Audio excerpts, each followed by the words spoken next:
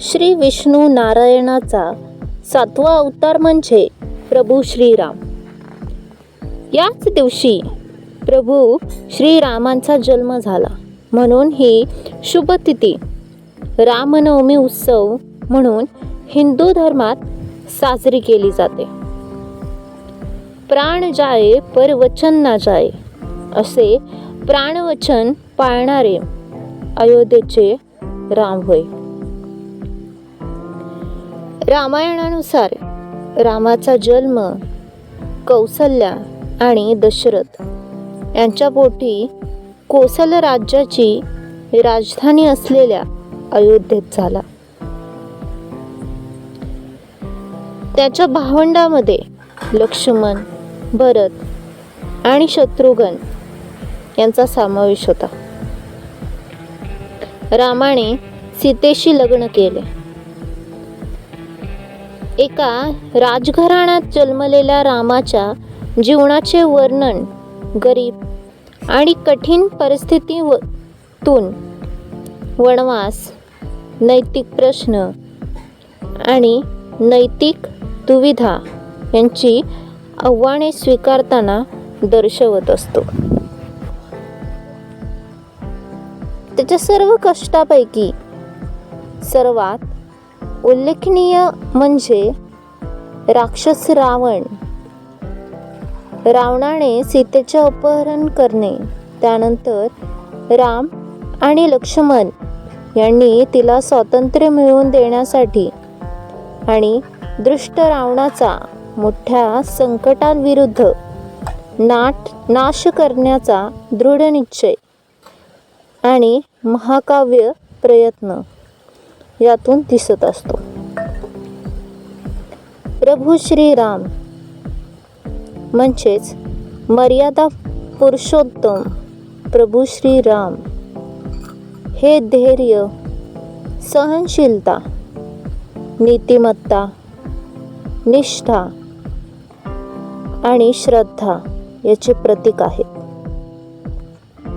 त्यामुळे प्रभू श्रीरामांचे स्मरण करून त्यांचे गुण स्वतःमध्ये बिंबवले पाहिजेत. हाच संदेश रामनवमीचा सण आपल्याला देतो. चला तर जाणून घेऊयात की रामनवमीचा नेमका शुभ मुहूर्त कोणता आहे. यंदा देशभरात रामनवमी ही 17 एप्रिलला मोठ्या उत्सवात साजरी केली जाणार आहे. वैदिक पंचांगाच्या गणनेनुसार चैत्र महिन्यातील शुक्ल पक्षातील नवमी तिथी 16 एप्रिलला दुपारी 1:23 सुरू होईल. ही तिथी 17 एप्रिलला दुपारी 3:15 समाप्त होईल. त्यामुळे उदय तिथीच्या आधारे 17 एप्रिलला म्हणजेच की बुधवारी रामनवमीचा सण साजरा केला जाईल. आता आपण मुहूर्त बघितला, त्यानंतर पाहूयात की रामांना प्रसन्न करण्यासाठी नेमकी पूजा आपल्याला कोणती करावी लागेल. पूजा करण्याची पद्धत आहे, रामनवमीच्या दिवशी पहाटे लवकर उठून स्नान करावे. स्नान केल्यानंतर स्वच्छ कपडे परिधान करा आणि प्रभू श्रीरामांचे ध्यान करा. तुमच्याकडे प्रभू श्रीरामांची मूर्ती किंवा फोटो असेल तर तो फोटो किंवा मूर्ती ही स्वच्छ करून घ्या.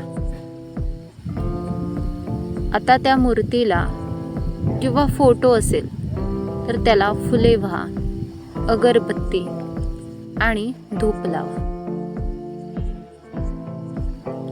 त्यानंतर रामनवमीच्या शुभमुहूर्तावर वरील जो काय शुभमुहूर्त दिलेला आहे त्या शुभ मुहूर्तावर मूर्तीसमोर किंवा तुमच्याकडे जो काय फोटो असेल त्या फोटोसमोर बसून रामचरितमानसचे किंवा रामरक्षा स्तोत्राचे पठण करा.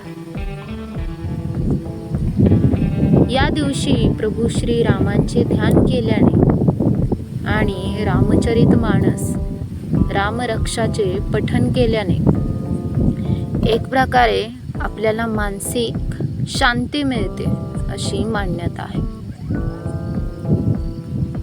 जर या दिवशी तुम्हाला पूजा करणे शक्य नसेल तर त्यावर पर्याय काय आहे? तर त्यावर पर्याय म्हणून तुम्ही किमान 108 वेळा प्रभू श्री राम नामाचा जप करू शकता.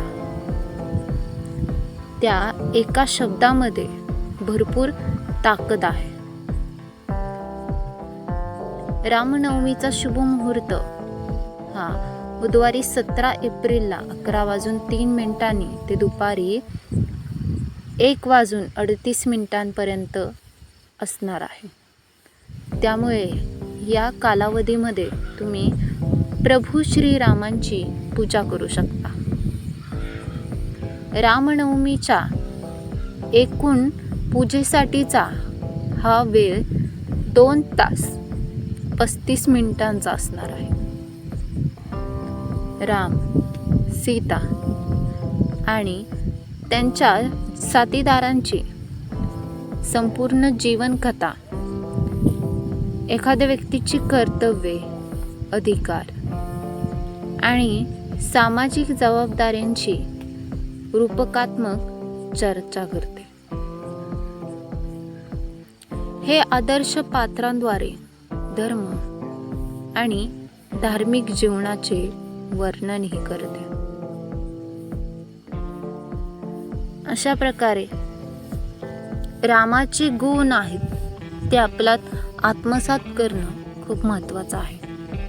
रामाची निष्ठा, रामाची सहनशीलता, रामाचा त्याग हा आपण आपल्या जीवनामध्ये पण अवलंबला पाहिजे. मर्यादा पुरुषोत्तम राम म्हटलं जातं.